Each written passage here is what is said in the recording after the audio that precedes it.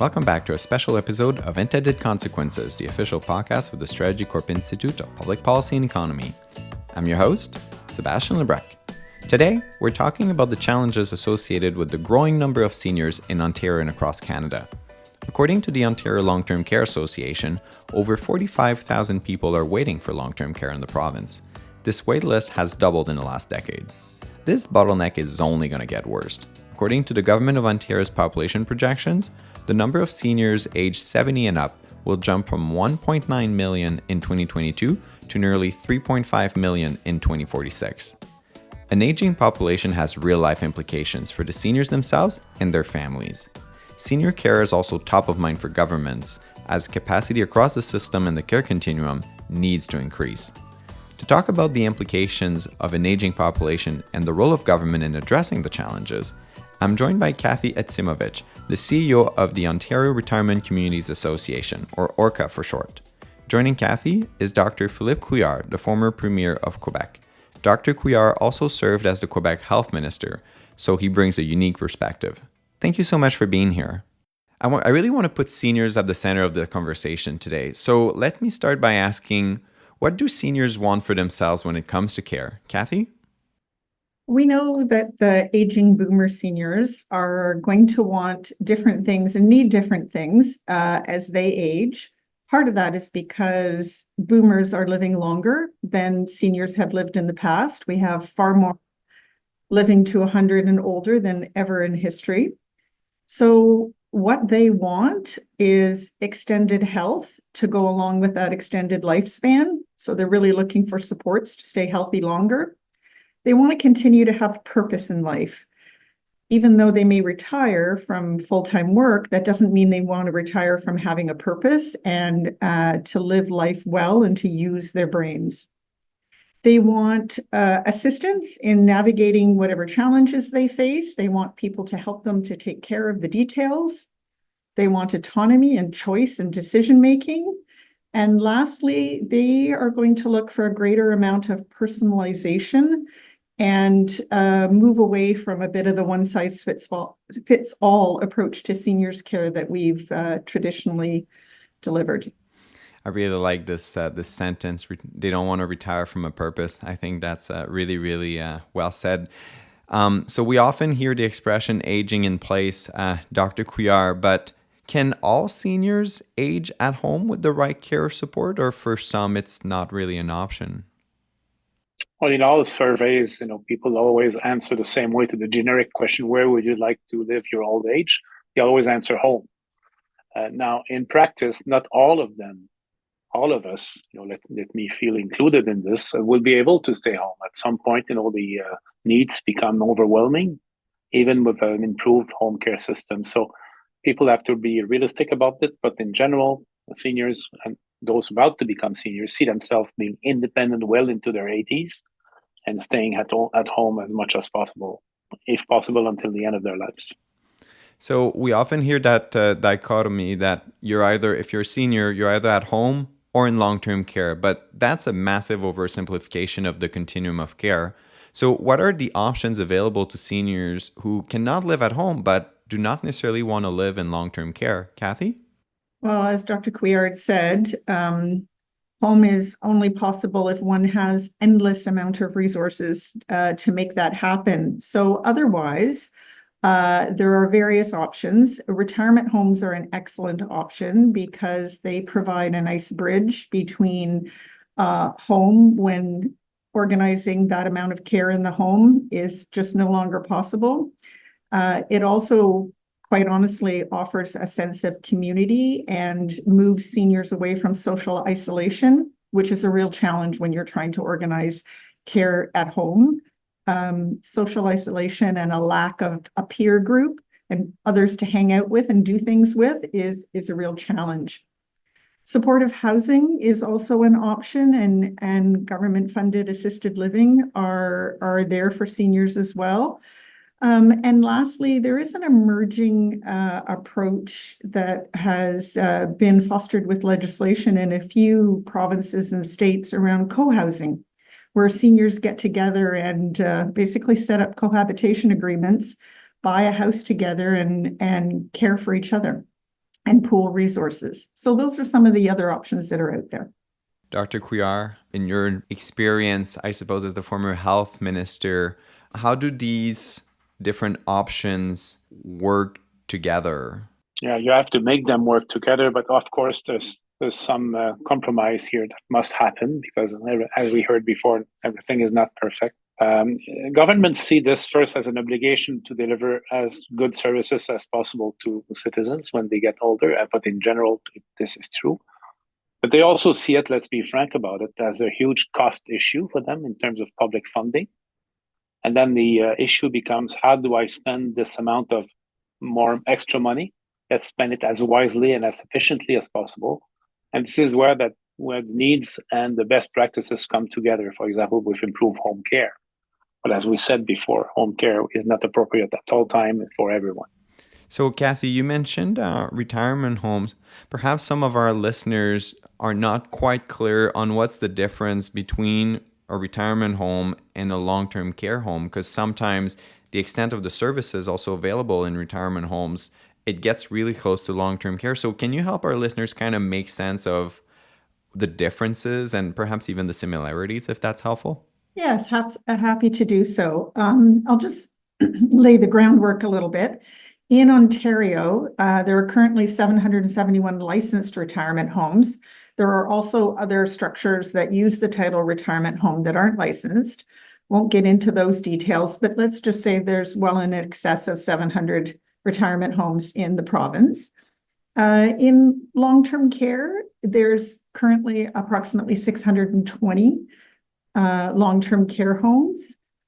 Retirement homes are designed for a more independent living senior. They are not designed for seniors that need extensive amounts of care. We provide rental accommodation, care, and services primarily targeted for seniors who can live independently and minimal to moderate supports. Seniors can choose which retirement home they want to live in. And indeed, we have a greater number of retirement homes than long-term care. So there is some greater choice. But the choice to live in retirement is a private pay choice. You can get government-funded home care to come in and subsidize some of your care while you're living in retirement, similar to if you were living in your own home. But otherwise, you are paying privately.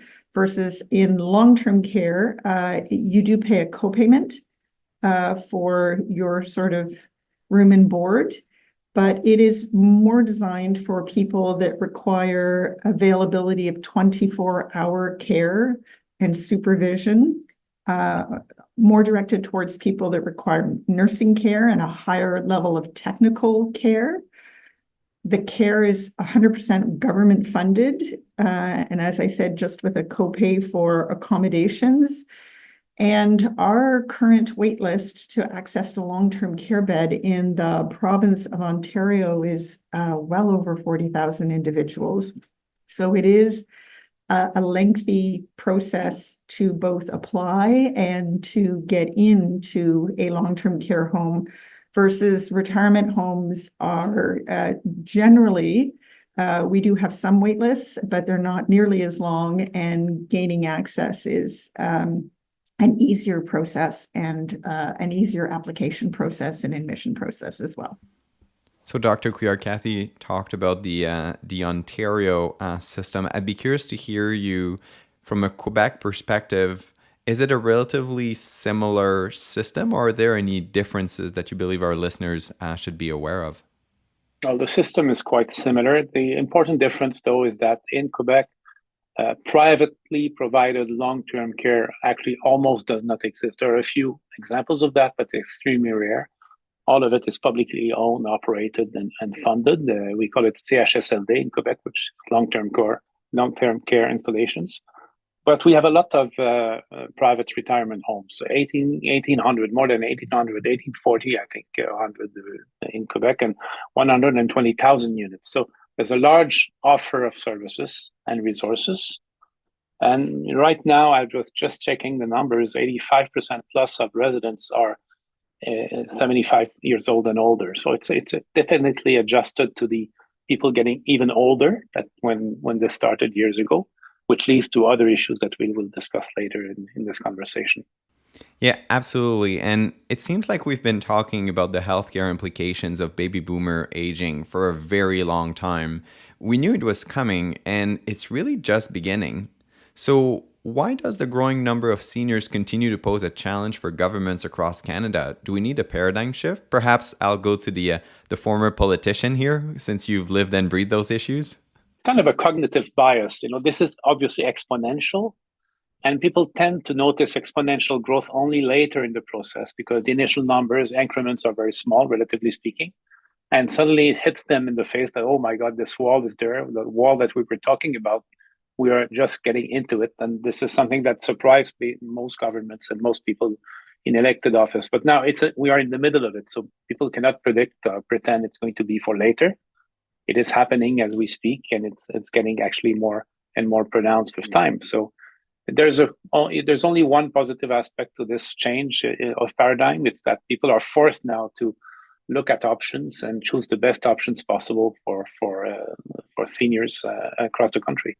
Yeah, I agree. We definitely need a paradigm shift. There are limits to our government-funded home care programs and services. They're not able to meet the needs of all the seniors in our communities that wish to remain outside of long-term care. There are massive wait lists for long-term care, and despite Herculean efforts by both government and the sector to build more long-term care beds, we cannot build our way out of this crisis in seniors housing. It's just not possible to build enough long-term care beds to meet the needs of the seniors. And what we haven't talked about, and I think we need to touch on at this point, is affordability and ability to pay is really influencing the choices that seniors have. For those that have greater income, that gives them greater choices. They can privately pay for additional home care. They can afford to pay for extensive care in a retirement home, which caters more to their individual needs rather than potentially going to a long-term care home and relying on government subsidy. So we have a dichotomy where those who have more money can afford, and those that have less money and are relying on the public purse, the options are getting smaller and smaller. C.D. Howe recently did a paper looking at government investments in seniors' care and said that the provinces should continue in investing in the continuum of care, such as home and community care, but they also should think about improving the financial supports to low and middle income seniors and encouraging investment in seniors' care spaces so that more seniors can afford to live in retirement homes, for example, or to stay home and pay privately over and above government-funded home care, because institutional care spaces that are fully covered by the government are very limited and the demand is huge. So it seems to me like it's really about, or it should be anyway, about choice and seniors being in control of their care. So how can governments empower seniors to be in control of their care based on what they need and what they want, Cathy? As I talked about previously, the ability to be able to afford the various care options is a real rate limiter for many, many seniors across Canada, not just here within Ontario. And so governments really need to think about how they put more money back into the hands of the seniors to give them that autonomy and choice that we talked about that seniors want to make those decisions. Quebec and Dr. Couillard, full credit to Dr. Couillard, have a wonderful system that I will let Dr. Couillard talk about, which is a tax credit that subsidizes seniors to be able to stay at home or stay in a retirement home. And I really think the rest of Canada needs to take a good hard look at the system that's in place in Quebec and realize that it is what will help us manage the mountain of seniors that are coming and the limited housing and care options that are available to them. Dr. Couillard, can you tell us more about the tax credit that Cathy just mentioned? Sure. Government, of course, don't do only good things. We all know that. But in that case, I would submit that it's actually actually a very good thing, because this tax credit, which I will describe in a bit more details in a moment, has been in place since 2000. And as we've stood changes in government since then, changes of political parties in office without ever being changed, only improved each time. Never was it rolled back. So that is a testament to the fact that people do like it. It's a very popular and useful measure. And this difference in capacity that I was describing earlier, most of it, we believe, is largely due to this tax credit, which doesn't solve the affordability issue that Cathy was mentioning. And she's right, there's an affordability issue in senior care in general. But let's say it flattens it a little bit, if you see what I mean. It allows more people to get into the system of retirement homes. And it gives more incentives also for owners to build new units and new residences. And we see it happen. This is the reason why we see this big difference in capacity again between, let's say, Ontario and Quebec, but Quebec and the other provinces. So in a short summary, this is, of course, not free. It's a fiscal tax expense. It's a refundable tax credit, so people get money on a regular basis. And in 2022, the cost for the public purse was $630 million.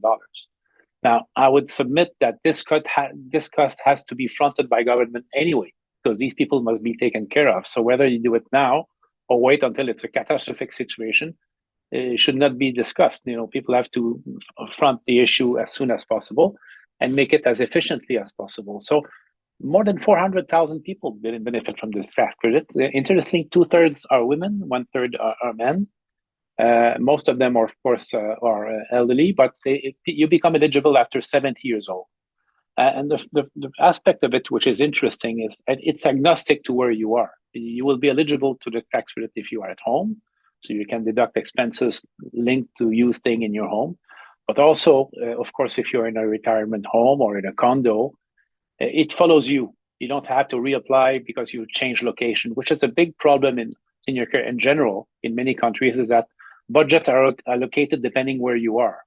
So, and basically when you change location, you have to change all over again and start all over again, applying for this funding. So that is a very good aspect of it. And then, of course, it changes. The level of reimbursement changes according to your degree of autonomy. And also your marital situation. You could say that after a certain income, you almost get no credit, but no, you always get some, but you get less, of course, when you reach a certain level of income a year. Let's say roughly over $70,000 a year is one of the cutoff, but it's not. There are two different cutoffs at different levels of income, so you don't abruptly fall from a cliff. It's a gradual thing as your income from other sources, investment or whatever, increases. So that's I think a great system. And I would just like to add to Dr. Couillard's excellent description, the fact that we know research done by CIHI, Canadian Institute for Health Information, tells us that 30% of seniors going into long-term care homes could have been delayed or prevented if they had better supports to be in the community. And we also know from more recent data from Ontario Health that lower income seniors are disproportionately being admitted to long-term care earlier with lower acuity scores. And again, it's an affordability issue that is driving people into government subsidized care.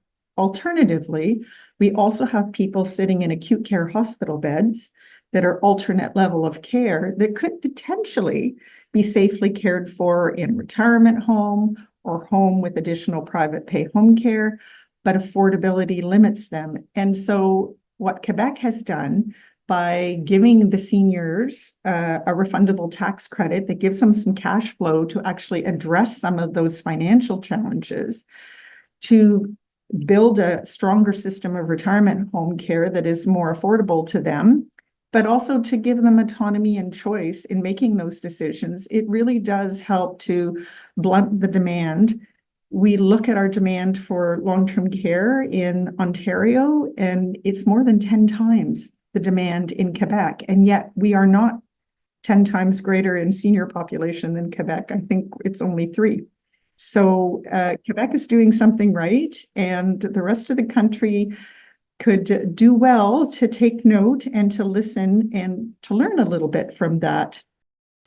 Yeah, no, absolutely. And I kind of want to pivot a little bit for the next question. So we know there are very high job vacancy rates in the healthcare and long-term care sectors. So obviously, as you know, I listened to the conversation, it does strike me that if the demand for retirement homes increase, so will staffing needs. So I'd be curious to hear you, Cathy, on this issue of staffing. Is there a risk that retirement homes could cannibalize the workforce of home care and long-term care? How do you see the labor market aspect and the staffing aspect of it all play out? It's actually a great question, and one that we get asked often. I think it's a fear of government in expanding the retirement home sector, that it will cannibalize particularly the home care sector. And yet we have data that shows that is not the case. One of our operators, who in the past 24 months has opened 5 retirement homes throughout the province, actually went and did a data review for us to find out what percentage of that new hires that they brought in to run those 5 large retirement homes, these are not small, large retirement homes, what percentage of those people were previously employed in government-funded home care? And it was just under 10%. And so it is not a big impact according to the data. So then you would start to say to yourself, well, why? Like, what? Why is it not a greater impact? And there are a few reasons behind this. And I'll speak to both home care and long-term care in this. Both government-funded home care and government-funded long-term care have staffing requirements that talk about registered nursing and the needs for a registered nurse to be on site 24/7. They also are mostly restricted to personal support workers that have trained personal support worker certifications or qualifications. And indeed, there are, wage subsidies that have really addressed some of the recruitment and retention for those people within those sectors. Within the retirement home sector, we're regulated. We have third-party oversight regulation here in Ontario, but we do not have requirements around RN level care versus a use of RPN when it comes to nursing, because as I talked about earlier, our residents don't have the same acute care needs as they have in a long-term care setting, or we're not sending workers out to a home where they are the only worker in the home and therefore need a higher skill set because they don't have seasoned colleagues and peers around them that they can reach out to for help and advice if they have questions. So generally, we are able to use RPNs in place of RNs, which addresses the nursing challenge. And as well, when it comes to personal care, we use a mix of personal support workers and unlicensed care providers, which we train and make sure are able to provide the care that the individuals need, which tends to be a lower level of care, things like portering people from one place to another, or simple assistance with dressing, or things that can be safely done by somebody without a PSW designation. And so we're not drawing from the same care pool, from the same skill pool that home care and long-term care, who are focusing on much higher level of care needs people, are drawing from. And so that's really the logic behind the difference. So that's really interesting. So we're at the end of our conversation. We covered a lot of ground. So perhaps I want to ask you one last question. If you had only one piece of advice to give in 1 minute or less to elected officials on how to deal with the growing number of seniors, what would it be? Dr. Couillard, you go first. 1 minute on the clock. I would say, do like everybody says we should do, and not all of us do. Let the money follow the person.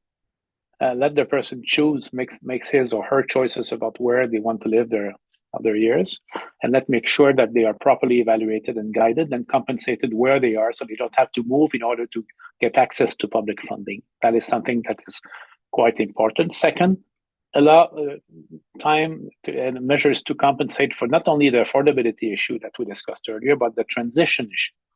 Many people come to their retirement homes quite healthy and active and progressively age in place, as they would like to do anyway, and end up with, my mother is a good example. She's 92 plus now, and she's having cognitive issues that she didn't have 2-3 years ago. So right now she's in this transition where she needs more personnel around her.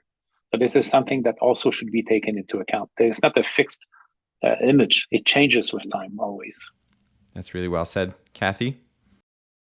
Well, I agree 100% with everything that Dr. Couillard just said. So just to add, I think governments need to understand that pouring more money into the same solutions that aren't working now aren't going to make those solutions work any better.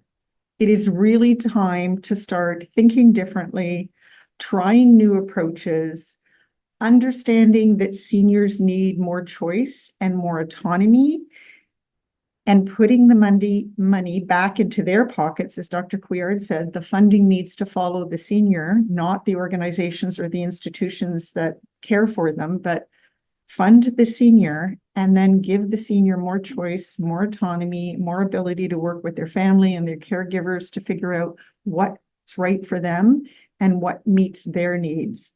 We have a market out there, particularly in the retirement home sector, which is evolving and changing rapidly to meet the evolving and changing needs of today's seniors.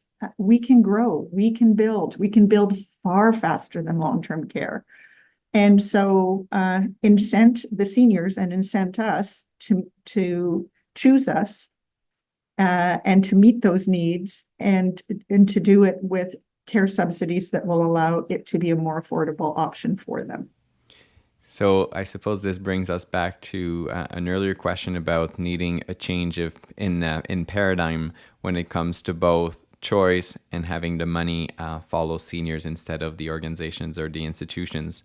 Well, Cathy and Dr. Couillard, lots of food for thought. Thank you so much for joining me and discussing what is really a complex issue that I'm sure we'll continue to talk about, and politicians and civil servants alike will be continuing to look for solutions. So thank you very much. Most welcome. Thanks, Cathy. Thanks, Sebastien. It was our pleasure, and thank you so much for having us today, and what a great conversation. Thank you for listening to Intended Consequences. The views expressed during this podcast are not necessarily the views of StrategyCorp. All rights for this episode are reserved, and the guests on the Intended Consequences podcast might be current or past clients of StrategyCorp. To find out more about the work of the Institute and to subscribe to our newsletter, visit our website at strategycorp.com/institute and make sure to follow us on Twitter and LinkedIn. I'm Sebastien Lebrec, and I intend to talk to you again next episode.